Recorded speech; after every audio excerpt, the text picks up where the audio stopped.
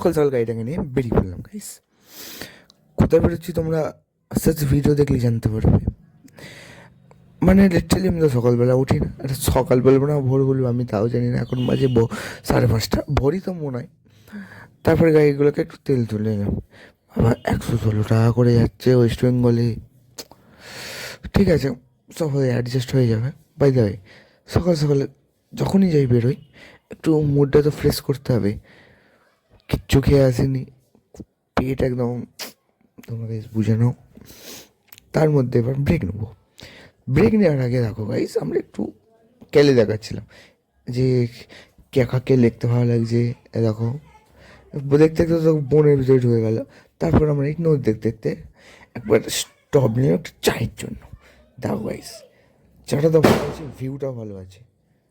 ঠিক আছে, এবার সো গাইস, আগের সপ্তাহে তোমাদেরকে দেখেছিলাম আসবো মানে আসবোই, দ্যাটস ওয়াই আগের দিন আমরা ওইখানটা এসেছিলাম। ঠিক আছে, দূরে দাঁড়াও জুম করি। ঠিক আছে, অ্যান্ড বলেছিলাম এখানে আসবো, এসে দেখাচ্ছি। এবার চাটা খেয়ে আমরা আবার বেরিয়ে পড়লাম আমাদের ডেস্টিনেশানে।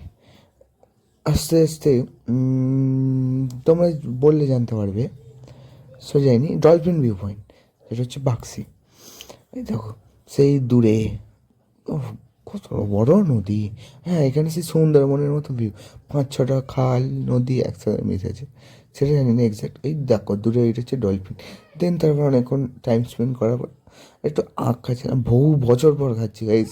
সে কোনো রকমে খাচ্ছি, কারণ আখের জুস খেয়েছি, বাট এরকম দাঁতে করে আমরা তো খাইনি।